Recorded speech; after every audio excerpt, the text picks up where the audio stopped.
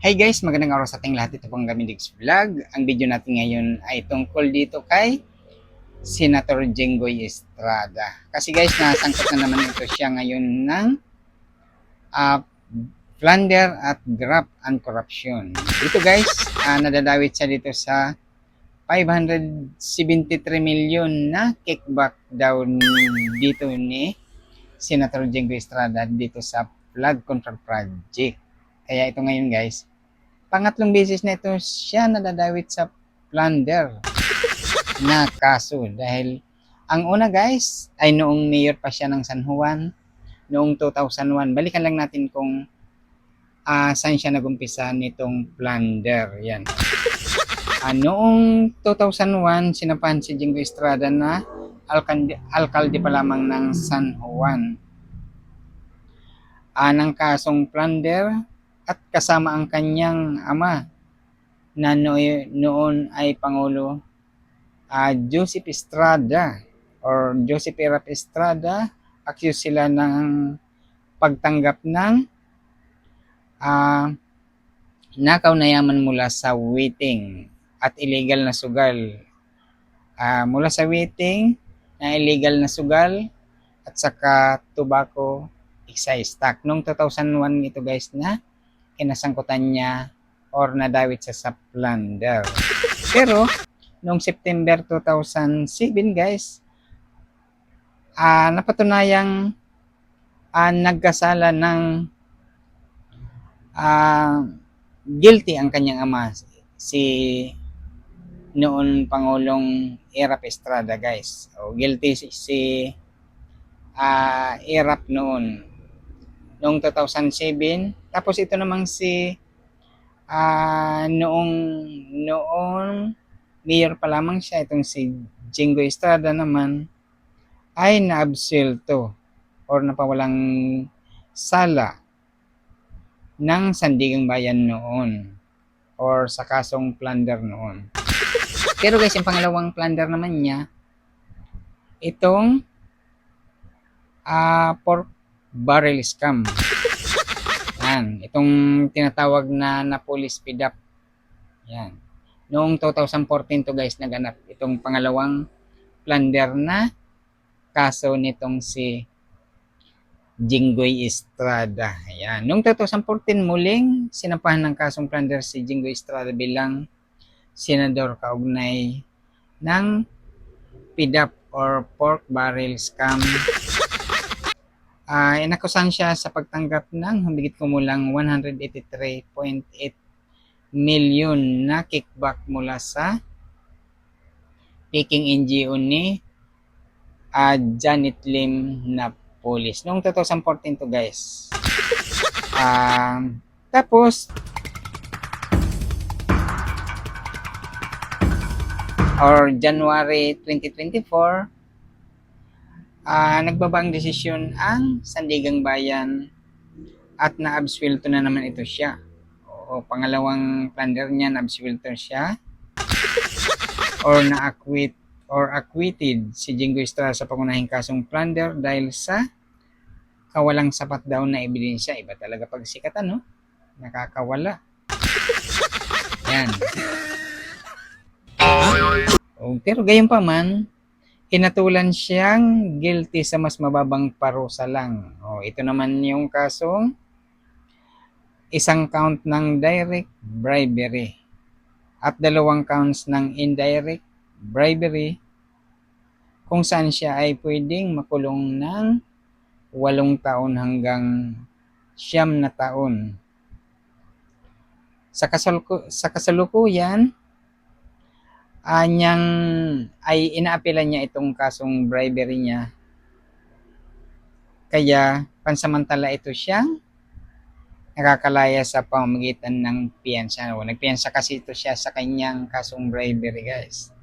Tapos, ito na naman ngayong 2026 guys. Ito na naman, plunder. Graft at plunder. Kaya kanina guys, nagpiyansa siya dito sa graft niyang kaso. Ayaw niya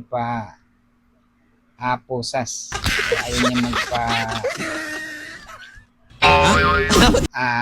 aresto. Kaya ito pumunta na siya mismo kanina dito sa Sandigang Bayan para magpiyansa. Sa kasong grab lang yan guys ha, hindi pa yung plunder kasi yung plunder hindi pa daw ito siya na lalabasan ng warrant itong si Senator Jingo Estrada. Na pangatlong thesis na ito 3 point na to na plunder na kinasasangkutan nitong si Senator Jingo Estrada. Iba talaga pagkasikat nakakawala sa mga kaso.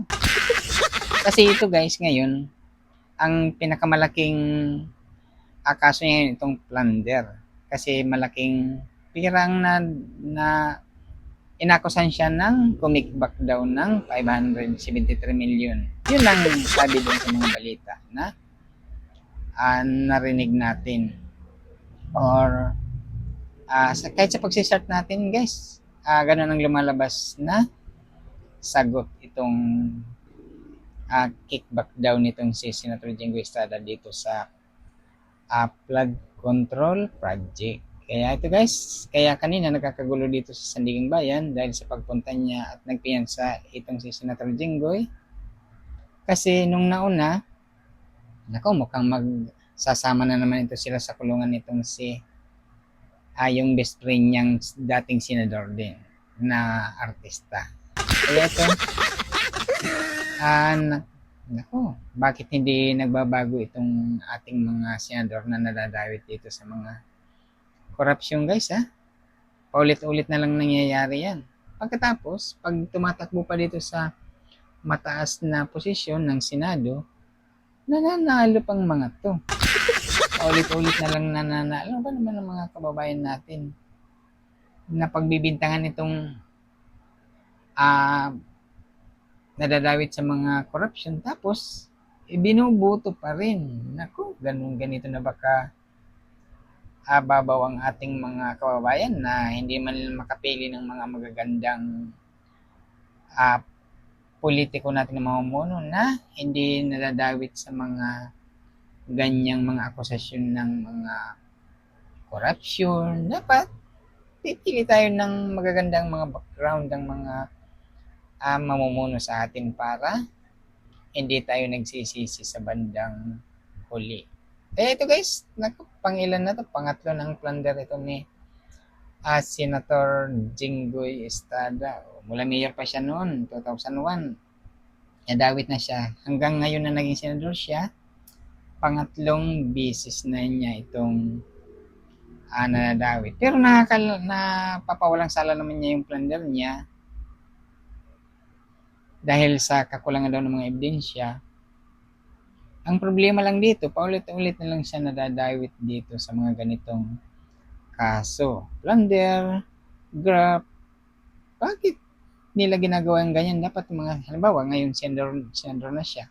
Dapat ang atubagin lang nila ay paggawa ng batas. Yan. Ganun dapat lang, doon lang dapat nakapokus ang mga to para hindi sila nadadawit din sa corruption. Kaso lang, nadadawit sila sa dami naman ng mga senador dyan. Yung iba naman, hindi naman nadadawit sa mga ganyan. Kasi hindi sila sumasali sa mga proyekto na yan. Kasi yung iba, siguro gustong magkaroon ng mga kita dyan sa mga proyekto na yan. Nag-ano sila ng project na samantala kagaya ni na Ping Lacson, hindi sila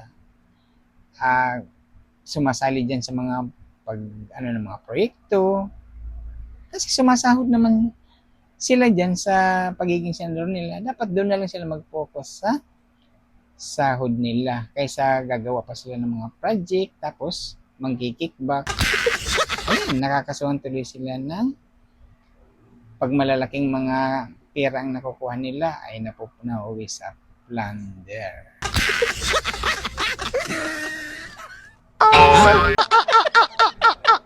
Ayan guys, ilan sila ngayong nakasuhan. Itong 2026, si Senator Bong Revilla, siya ang nauna.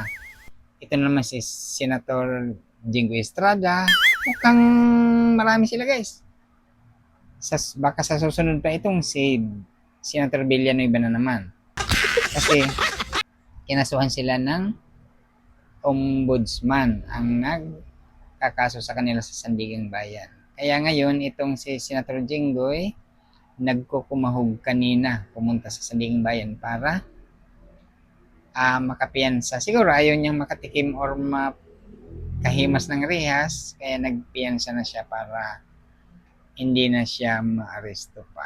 Pero ang plunder daw ay hindi pa nilalabas yung warrant. May warrant na yata dito sa Sandigan Bayan sa kasong plunder ditong kay Senator Jinggoy. Kaso lang sa balita, hindi pa nilalabas daw yung sa plunder.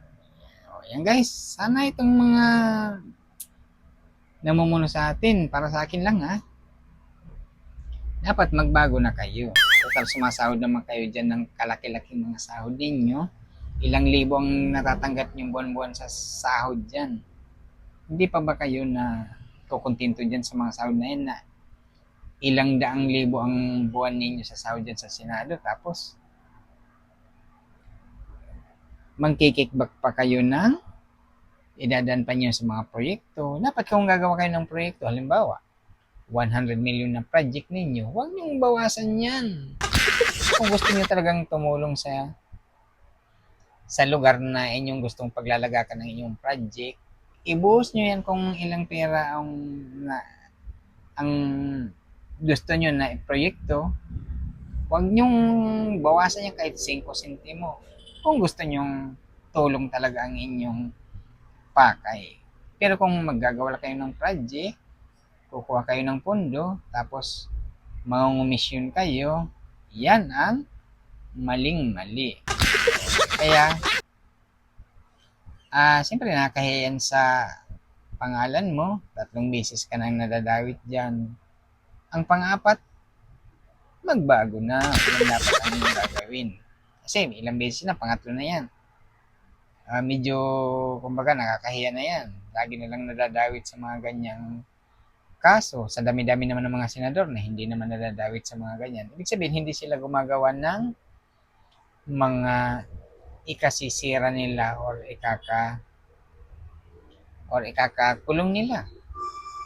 Halimbawa, senador ka, ang gawin mo, atupagin mo dyan, paggawa ng mga batas. Yan, dapat ang inyong atupagin dyan para hindi kayo nadadawit sa mga ganyang kalokohan or mga kasong kriminal. O, di ba? Kaysa kukurakotin ninyo, napakalalaking pera, kung napupunta na lang yan sa mga proyektong magaganda, mas maganda pang kinalalabasan or makakatulong sa ating mga tao. Yan. Di ba? Kaya sa susunod na mamimili tayo ng mga leader, kaysa maging matalino tayo, huwag tayong titingnan natin kung may mga record silang ng mga kaso ng mga pandarambong o pagnanakaw. Boycottan natin yan, huwag na natin yan ibubuto para sa ikabubuti na ng ating bayan. O, di ba? Ikaw talaga binubuto ng mga yan ng mga kurakot, kaya yan, ulit ng pagnanakaw.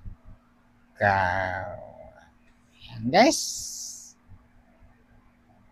hanggang sa susunod, pag kami mga balita tayong ganyang naririnig, dahil lahat tayo damay bubula-bula. Diba? Guys, hanggang dito na lang. Hanggang sa susunod natin na makukuha natin mga balita dito sa ating bansa, ay gagawa natin ng video. Yan, magbago na kayo.